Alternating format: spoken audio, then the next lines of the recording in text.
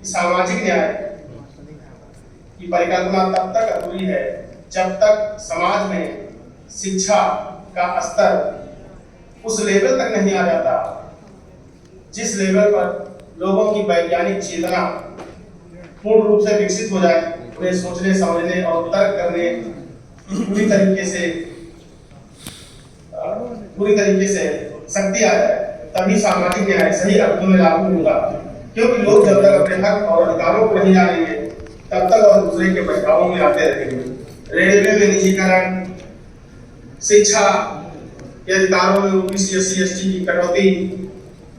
माननीय उच्च न्यायालय और सर्वोच्च न्यायालय में ओबीसी एससी एसटी और माइनॉरिटी के न्यायाधीशों के चयन में उनको दरकिनार कर देना इत्यादि तमाम विषयों पर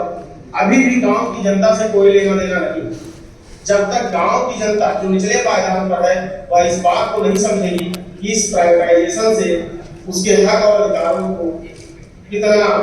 नुकसान पहुंच रहा है, उसके लोगों को किस तरह इन व्यवस्थाओं से बाहर किया जा रहा है, तब तक वह इस लड़ाई में आपके भागीदार नहीं बनेंगे। इसके लिए सबसे जरूरी होगा कि हम इस मुहिम को, इस मैसेज को उस आम जनमानस तक जो कि कुल्हाड़ी में पेंट की तरह काम कर अपने पूरे समाज का नाश कर रही है, जैसे कि लकड़ी का पेंट कुल्हाड़ी में लगकर जंगल को कटवाता है, उसी तरह ओबीसी एससी एसटी आज धर्म की अपील उठाकर मनोवादियों, सामंतवादियों, संविधान विरोधियों का साथ दे रहा है, न कि वह ओबीसी एससी एसटी माइनॉरिटी के हक और उनके अधिकारों की लड़ाई लड़ने वाले सोशल जस्टिस के योद्धाओं का साथ दे रहा है। इसी कारण आज हमारी लड़ाई तमाम महत्वपूर्ण बिंदुओं के होने के बावजूद भी फेल हो जाती है। उसका सबसे बड़ा कारण है हमारे समाज में शिक्षा के स्तर का अत्यंत निम्न होना।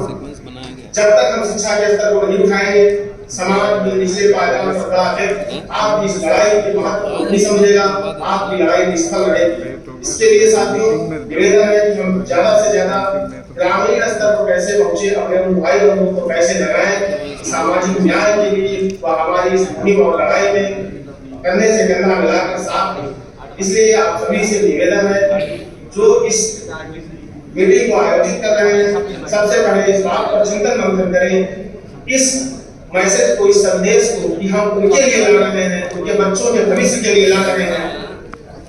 यह जानकारी लोगों तक जब तक नहीं पहुंची वह लोग हमारे साथ नहीं आएंगे। इन्हीं शुभकामनाओं के साथ इस मीटिंग की सफलता के लिए हम तहे दिल से शुक्रिया करेंगे या मीटिंग सफल हो। धन्यवाद।